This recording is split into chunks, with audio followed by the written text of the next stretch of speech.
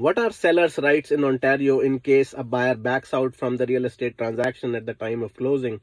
Well, the seller has the right to keep the deposit that was paid by the buyer while making an offer.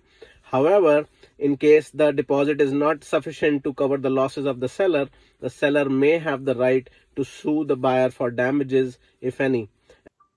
The amount of damages would depend upon the circumstances of each and every case, including the market conditions at that time, the seller's efforts to resell the property, as well as any other expenses that have been incurred by the seller due to buyer's breach of the agreement. In some cases, the seller may also be entitled for specific performance. What that means is that the buyer is required to close the transaction as per the terms agreed upon in the contract.